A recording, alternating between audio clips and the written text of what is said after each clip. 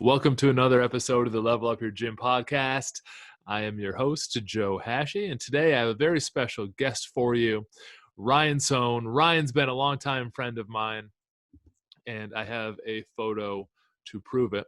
Oh, no. If I can successfully screen share. So this is a photo of how fancy Ryan was. Ryan, what magazine was this in? I was in Bon Appetit. And if you look over to the right, 4 years ago, I suggested that he skipped leg day. And his other friend, AJ, said that that button's holding on for dear life. And so 4 years ago, we had a good conversation. And Ryan's been climbing up the hospitality industry. I think I can stop sharing that now. Yeah, please.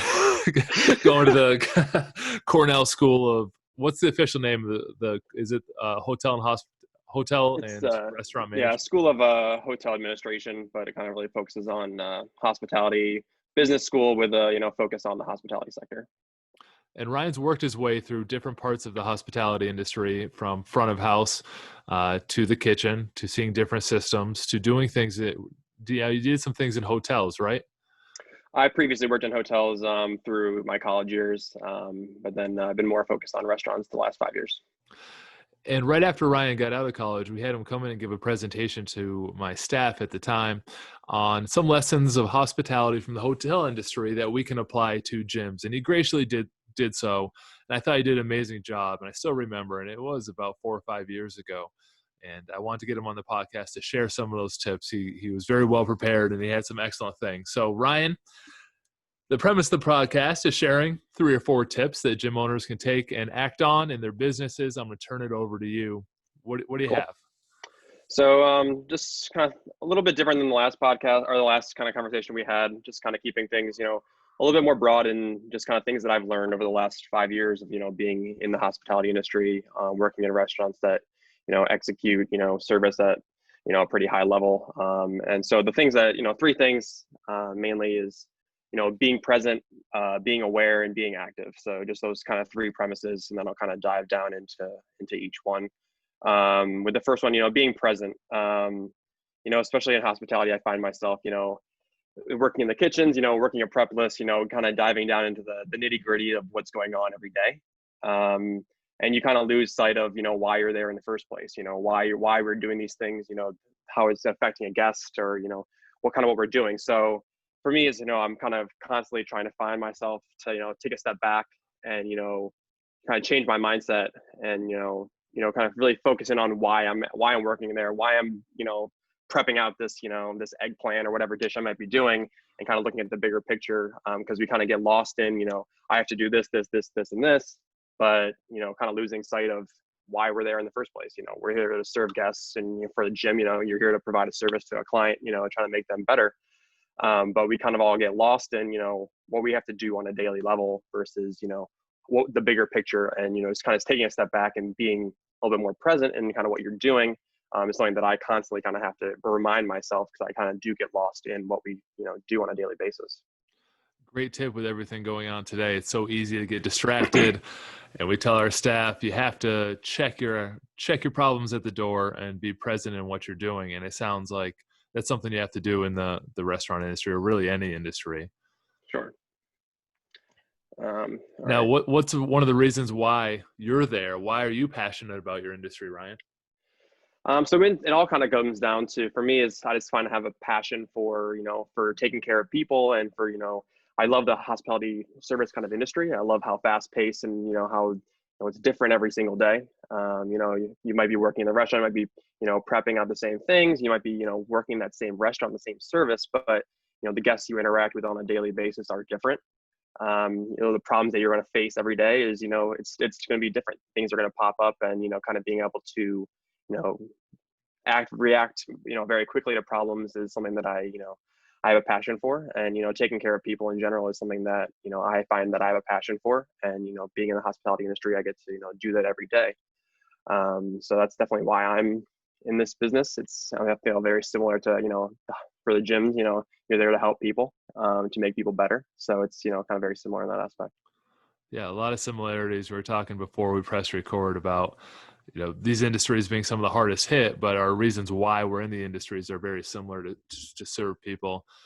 and give them more of say a transformative experience. And maybe it's just like, wow, I didn't know food could taste like this or be presented in this way, in such a caring layout and flavor and everything. But same thing with exercise. So I see a lot of similarities there. Yeah, absolutely. All right. So being aware, what's number two? Number two is, kind of being aware, paying attention to detail. And I think that's one of the biggest things is, being like taking observations of what's going on a daily basis, especially for, being in the front of house for the restaurant, you're getting to interact with the guests and, kind of picking up on, cues, nonverbal communications that they might have. And then also with your employees as well as, how my as a manager, for my staff, what are they kind of going through?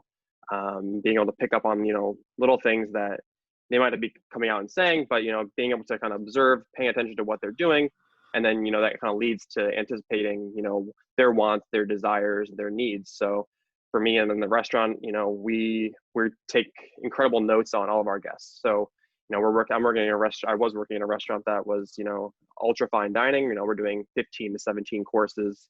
It's $360 a person to sit down at the table. So the expectation is, incredibly high to take care of these guests. So we do, have incredible notes on all of our guests, before they even come in, we're researching, anything that we can find on the internet, based on, the reservation, the names on the reservations, what can we find out about these people that, we can take their service to the next level.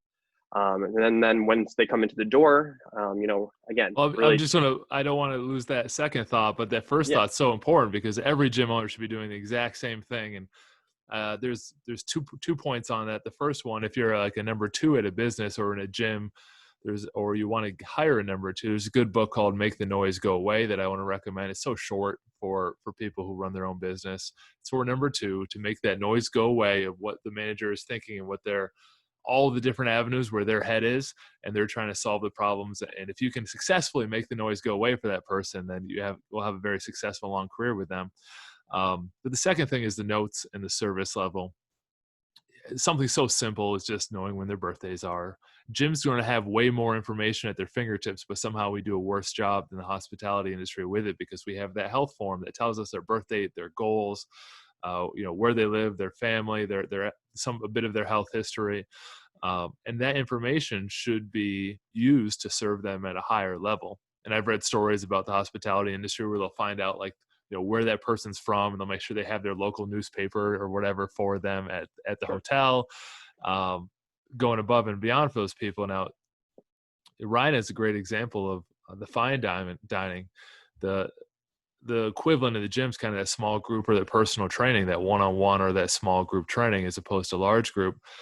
If your level of service is no different and all you're doing is changing the number of people in the room, you're not really providing that extra value. And Ryan's giving me a good pathway to do some research and put some thought into what's important to them, what's important to their kids and their family if you're working with adults, which is huge. What are some other ways to touch their life other than sets and reps? And Ryan, what's an example of that you've used for somebody?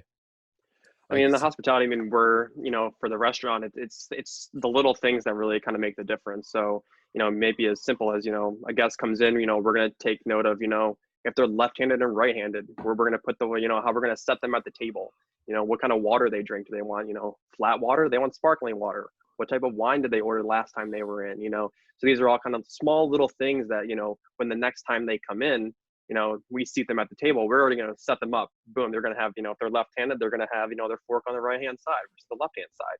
We're going to immediately pour them water that they like. We're going to, point them in the direction in the wine list that, things that they might have kind of done in the past, and maybe we'll kind of steer them in that direction again.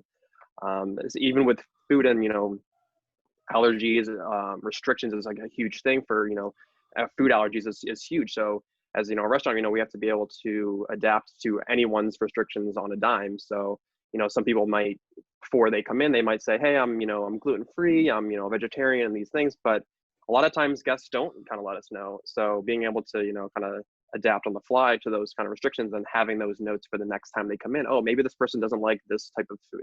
They don't eat duck, they don't eat eggplant. So we can kind of adapt, the menu and the different courses to kind of adapt to their needs. And, having those guest notes is incredibly important. Another example I have is I was dining at 11 Madison Park, which is located in New York. Was rated the number one restaurant in the world, and I believe 20. It was a few years ago, and their whole claim to fame is how is their service. So is picking up small details in a guest conversation, something that might little things they might say during a meal that their server something might pick up. And so for me, I got to kind of experience that. The table next to me when I was dining, it was like late September. And it was a Sunday, and the Green Bay Packers were playing. And these people next to me were constantly checking their phone for the score of the Green Bay game. And so, the servers kind of picked up on this, and, at the very end of their meal, they brought them a whole new course. And, it was a cake that had, the Green Bay logo and a football and all these different things. And doing those, like taking that step beyond and really paying attention to, these little things in a guest meal. I mean, that person is going to remember that for the rest of their life. It was so unnecessary, but, really going above and beyond by just the smallest detail is, incredibly important. Yeah, people don't even think of the root word, but being remarkable, as in someone's going to remark to their friends about the service level that they got, has to be something above and beyond what they would normally expect. And those are perfect examples. And now that you mentioned other places, I actually have my nighttime readers here are all like Zingerman's guides, like the old hand. He only wrote like 5 of these books, and they're not on Audibles, and I hate to read, but I'm willing to because of the service level and the things that they do in the restaurant industry is so good. They're at my nightstand that I can pick them out and read 10 pages or so a day. And those are awesome examples of people being remarkable, because in the fitness industry we hear a lot there's really great trainers and they don't know how to do the marketing side of things. And so they say, hey, people just hear about me by word of mouth. Now that's not scalable, so we always recommend having a better strategy. But you can also take that word of mouth into a referral plan by making yourself remarkable. And for most people, the most natural way is the service level upgrades that Ryan's talking about, because that's the reason why, and you're passionate about it. You might not be passionate about Facebook pixels and all that, but you can create a system to make your service remarkable, and even within a system have it flexible enough that you're serving people at a high level. So I love those suggestions, Ryan, and I wanted to bring it home to the gym people because it's so appropriate and it's things that they should be doing. Yeah. All right, so number 1 point was good. Number 2 point was great. Now let's see what we have for number 3. Can you bring it home? All right, we'll see. Oh, So wait, did the I last cut one. you off? You had a second.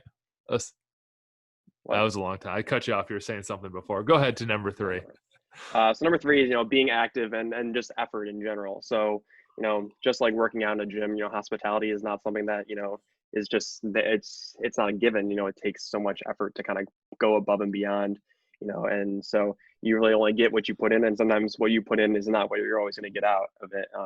The expectations for people, it's not to it's for that appreciation. It's for to gain for that experience of that person. So for me, being aware of all these things in the restaurant, being aware of guests, then it's not enough. You really have to take it that next step and putting in the effort of going above and beyond.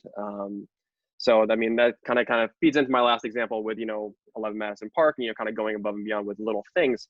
But it just really again just takes effort. And it's something so simple, but we have to be constantly active in pursuing these things, because we will, just being aware of it is not enough. We really have to kind of take it a step further and, really make actions on what we see in the restaurant, or whether it be in the gym.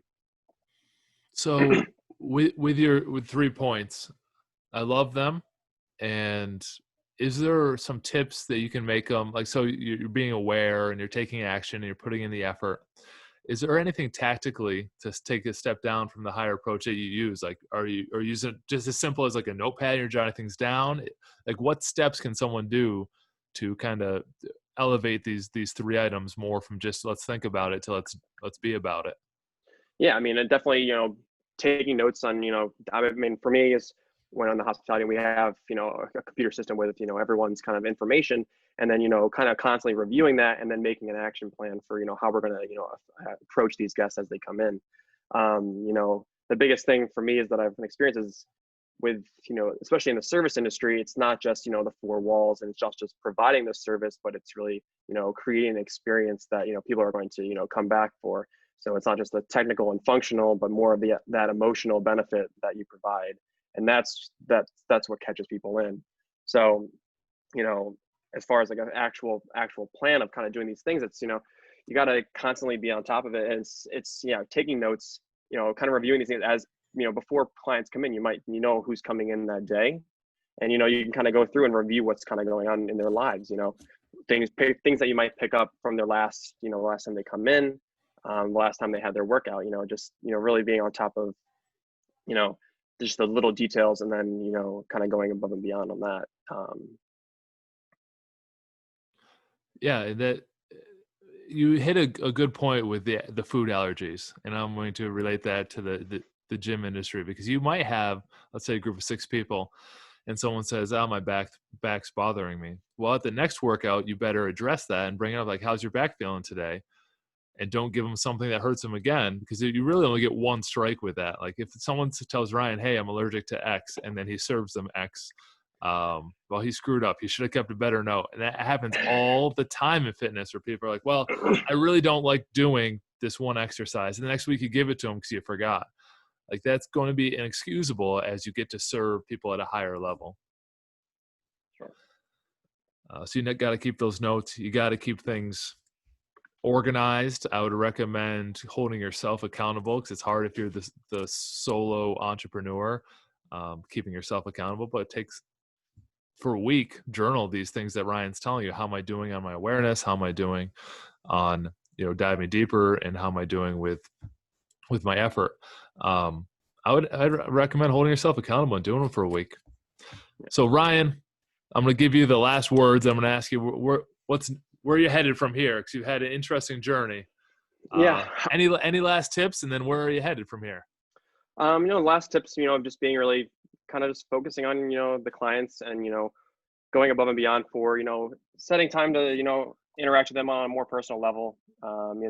Kind of, for me, it was like the best thing that, my favorite part of working out was Synergy, was, that personal connection that we had, working out all together all the time. And, we always kind of knew where we stood. You kind of understood the goals that I had, and, constantly kind of revisiting these goals of, where I want to be and where I want to go, and, kind of using that to the advantage, and then, putting in the effort to, to create an amazing experience that we had there.